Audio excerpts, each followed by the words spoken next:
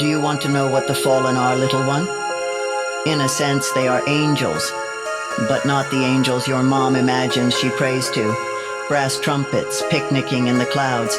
In their true essence, they are great swirling engines of wing and blood, fiery eyes that peer around the corners between worlds. Dark, radiant things conjured from fresh battlefields.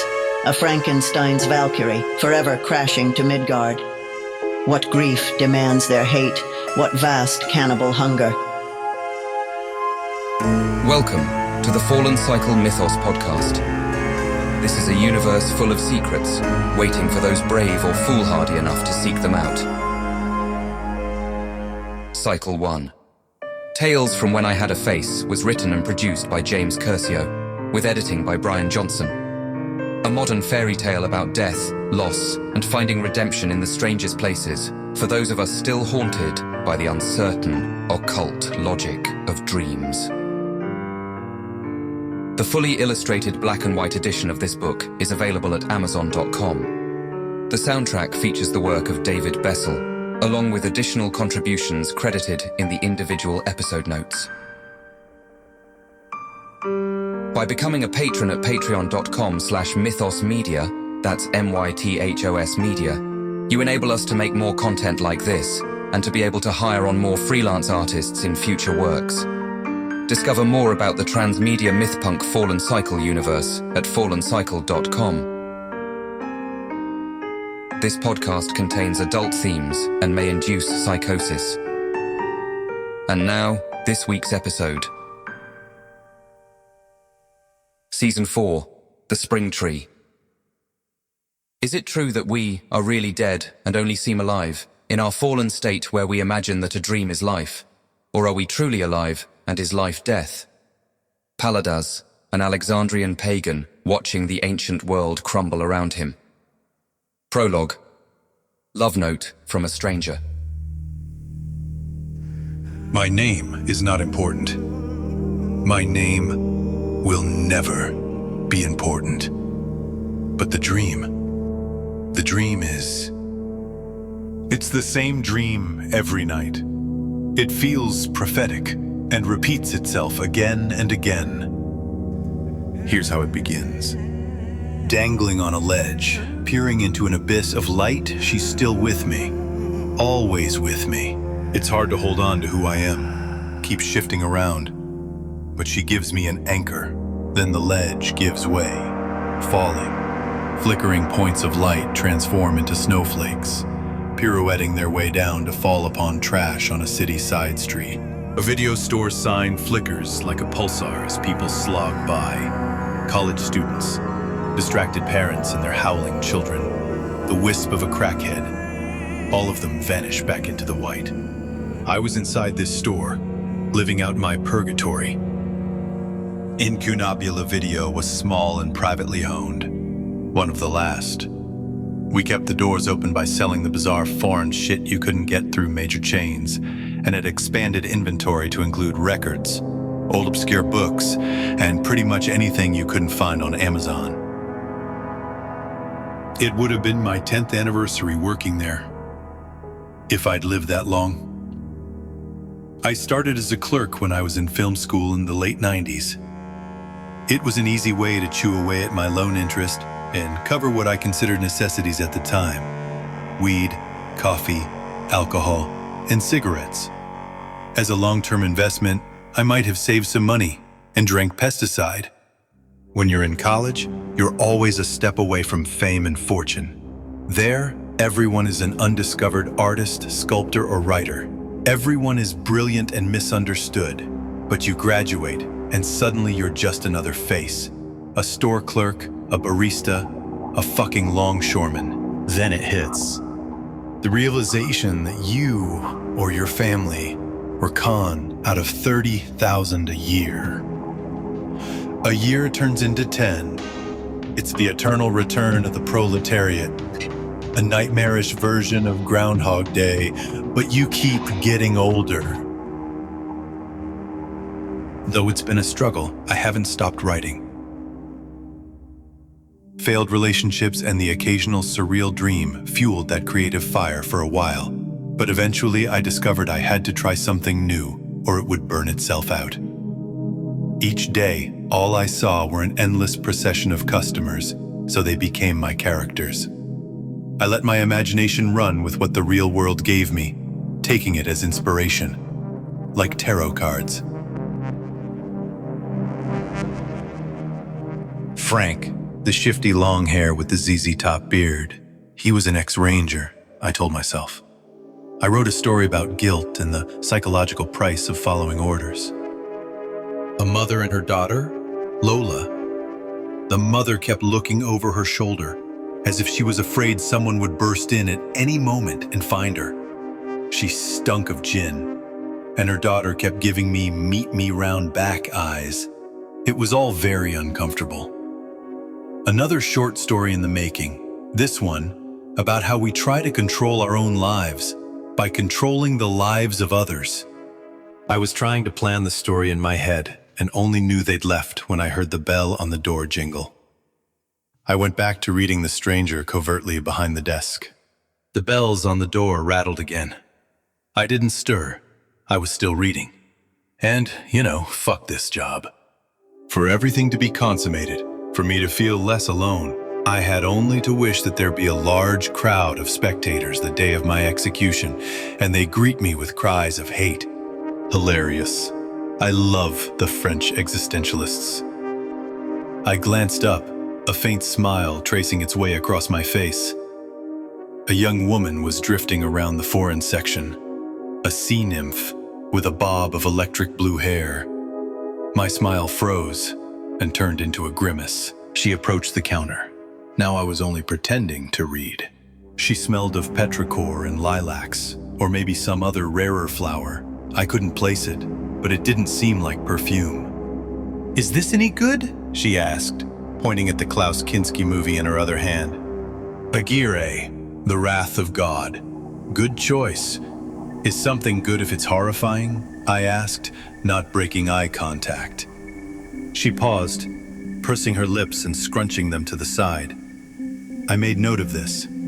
It's what she does when she's thinking. Might be useful if I write a story about her. Her eyes looked nowhere in particular. "I guess so." "Do you have an account here?" I asked. "No." "Okay." I pushed papers and a pen across the desk. "We also need your driver's license." I took careful notice of it, memorizing her information. "Nyssa," I said. "That's an odd name." "Thanks," she said absently. That's how the two of us met, though I doubt she remembers it. That night, I began my research. Nyssa means goal or beginning in Greek, and end in Latin. What a loaded name. She has a dual nature, not light and dark, but fragile and hard, fey and feral. It turned out Nyssa was also a Scandinavian word for fairy, or so Wikipedia told me. Everything is a sort of coincidence, nothing more than that. But you can fit so much meaning into a name if you can trust your audience to look for it. I trust you. Do you trust me? A few nights later, she was walking along a park path, lined with street lamps, surrounded by pine trees. Carolers sang in the background. The scene was straight out of a 50s Christmas movie, except for me. I was the piece out of place, the discordant note that made the scene wabi-sabi. I hate that idyllic shit. Winter is cold and bleak, and Krampus or Frau Perkta aren't there to give you little candies. A dusting of snow was falling from the sky, but Nyssa was wearing a short skirt, her backpack thrown casually over her shoulder. She wore stockings the color of her hair, tight enough to telegraph the shape of her legs, and the fabric seemed too thin to keep out any chill. The cold air caught in my chest as I watched her approach from a bench down the path. "Hey there," I said when she was in earshot.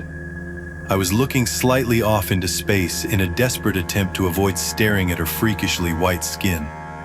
It's a cliché, I know, but it really was white as driven snow. I've never seen anything quite like it. "Oh, hey," she said. You're the guy from the store. Yeah, I pointed at her with the vodka bottle I was nursing. We finally locked gazes. Isn't it a bit cold for a skirt? She stopped. I guess so. I might be Finnish. I can eat dairy all day too, and drink like a fish. Guess it's in my blood. She smiled innocently. Might be, I wondered. Taking another slug, I looked off into the distance. Christmas depresses me. There was an awkward pause. The carolers were singing. Stands also at my side, quietly and unrecognized, to guide me faithfully by his dear hand. I'm writing a story about you, you know, I finally said. I shouldn't have. I had to break the silence. Excuse me? I just can't figure out what to do with you. This is always the struggle for writers. We can get so stuck in our own heads. I can't imagine a world without myself in it. Can you? Let's be honest. We are subject to ourselves. There's no story without it. So I need to understand people, to understand myself. It's why I write. I'm sorry, I don't... She was backing away slowly now. I finished the bottle and couldn't help myself. Writing is a compulsion, an addiction. It's worse than heroin. So you understand my need to get inside your head. It's professional. She had turned and was quickly walking away. I was mesmerized by the dance of her legs as she went, but slouched back on the bench the moment they were out of view. I took a final swallow. Direct had definitely been the wrong approach. Now research would be more difficult. Being an artist is a bitch. I had been observing her for hours from behind a row of pathetic, skeletal bushes. There was an awful itching on my ankles. I've always been especially allergic to poison ivy. When I was a child, my face used to blow up so badly that I looked like the Elephant Man. But it was too cold for poison ivy to grow. Crawling around in the cold with a pair of binoculars, itching like mad from a psychosomatic allergy while she was showering. She'd think I was some kind of creep if she saw me. Hunched in her backyard like a craven pervert. But I was just writing. I needed to know who she was when she didn't know anyone was looking. She looked out the window suddenly, as if she could hear me thinking. The blinds came down. Her world was quiet and small. A still space with the chaos all around constantly threatening to crash in and upend it all.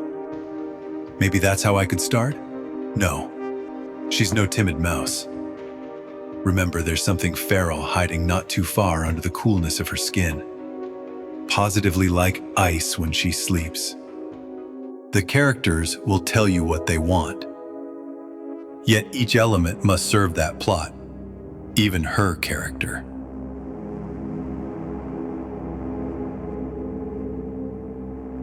Weeks blended together.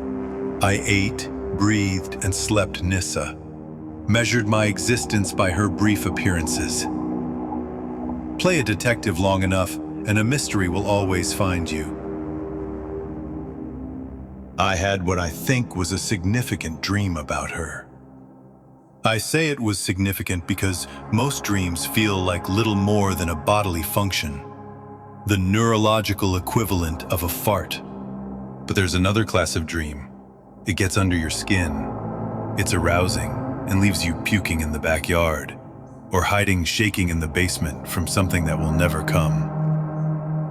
They are potent and they are liars. Life is a dream you won't remember upon awakening, and ideas are not just ideas when they take hold of us. I've given this much consideration. The hidden fictions whispered to us while we sleep may not be entirely silenced during our waking hours, hiding out in the back of our thoughts. The words of an obscured self we can hardly see, a shadow.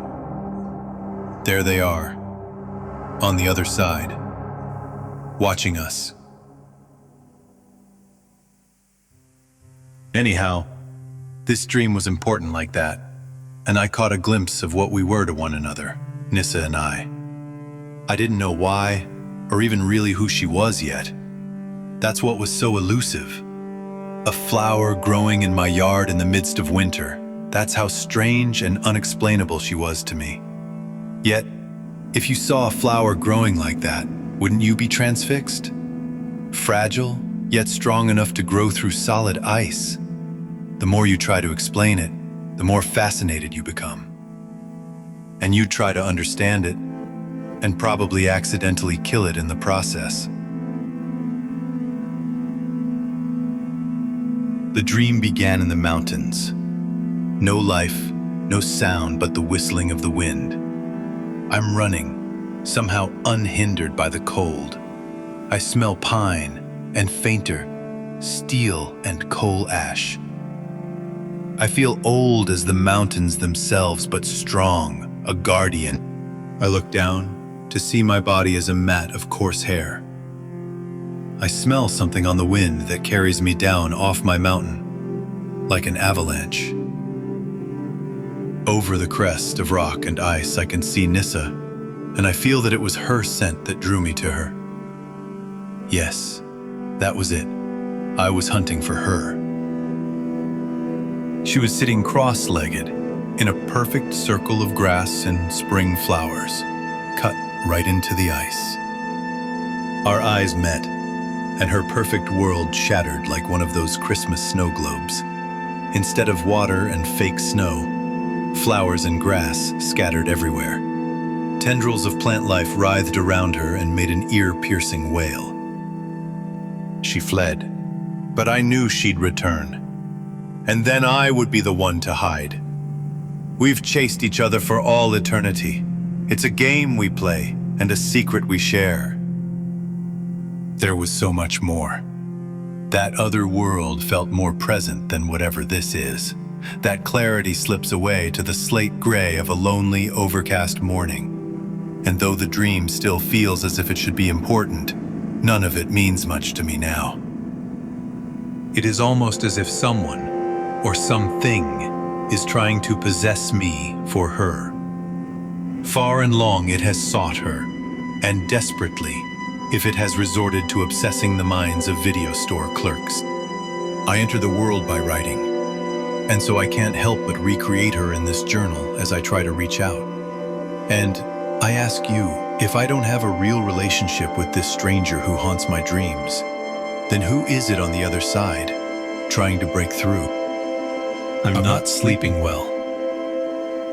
Smell, her smell. I hadn't been able to place it when I first met Nyssa.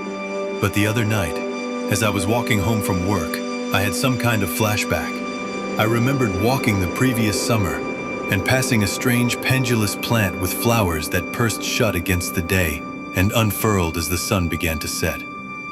Bees flocked to these flowers, crawling all over them. They swarmed atop one another to get their fat little bodies closer to the source, a congregation of angels drunk on pistil and petal scent.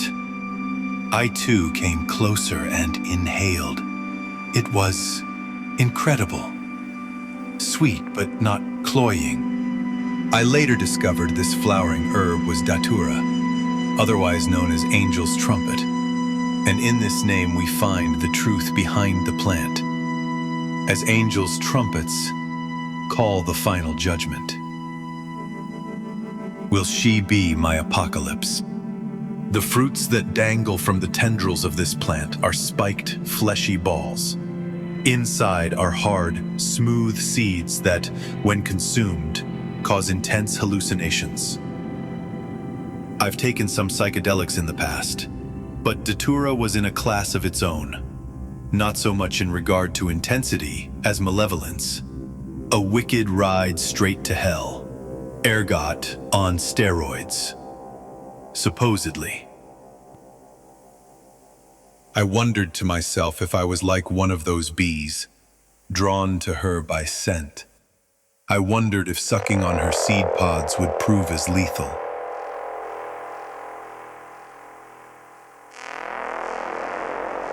Several weeks later, I was scanning movies in a haze of boredom. It was early spring now, although snow had been forecast. The door opened. She would always come back to me. She was wearing these comically large Jackie O sunglasses. They worked on her somehow, making her slender face more elfin, even downright alien. I watched her move around the store, more hesitant than usual. She approached me. "That all?" I asked. "Yeah." "Find what you were looking for?" She pulled off her sunglasses unconsciously.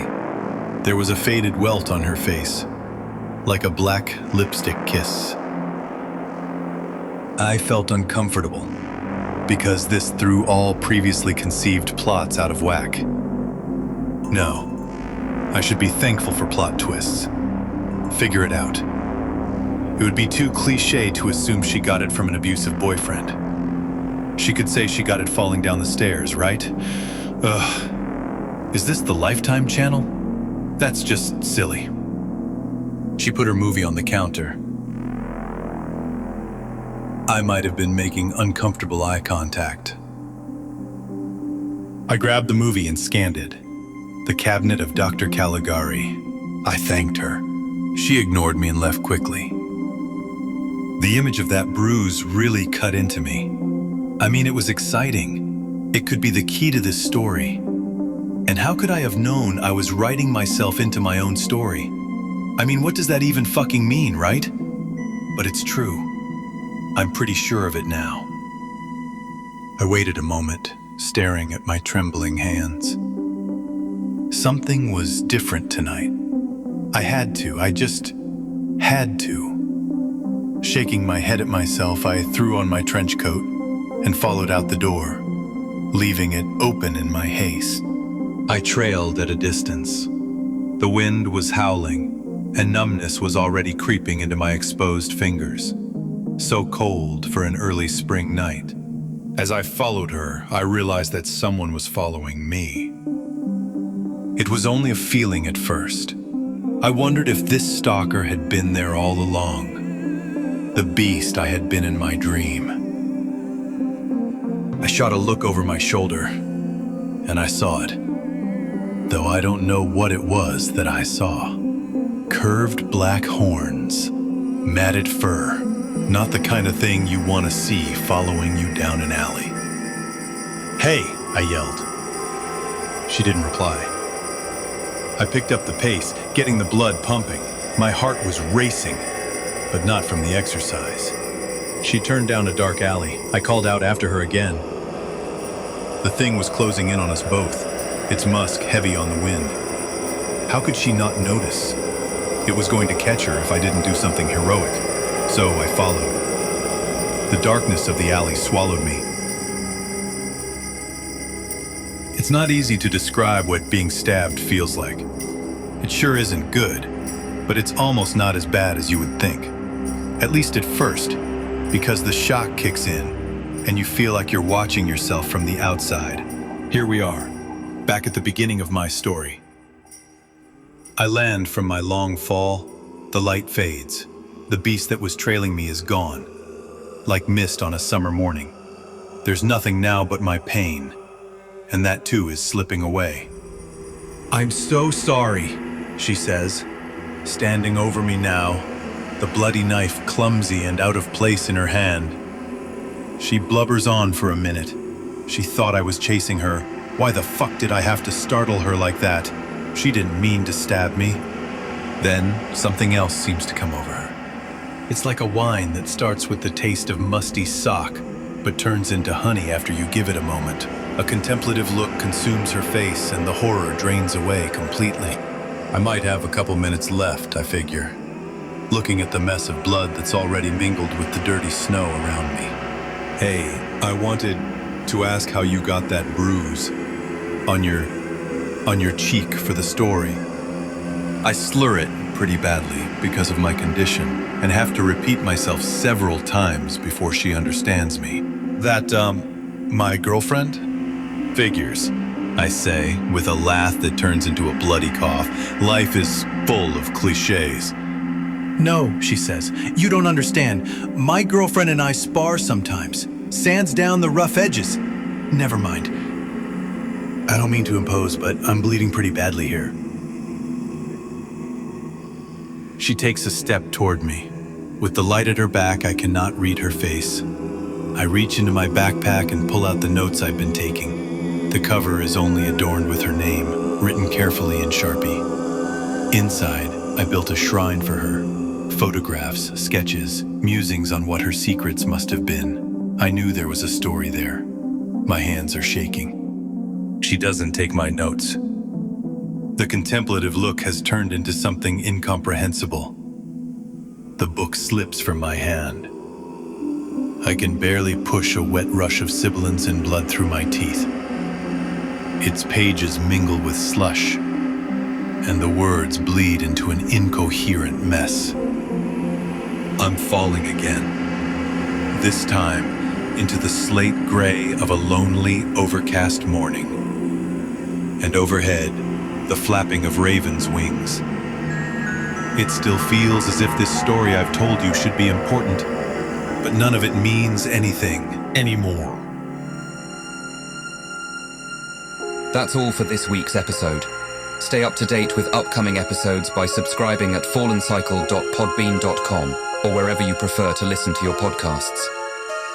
Check out the work of the contributing musicians.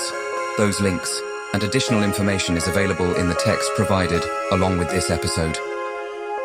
This audio edition was produced by James Kershaw, along with text-to-speech synthesis.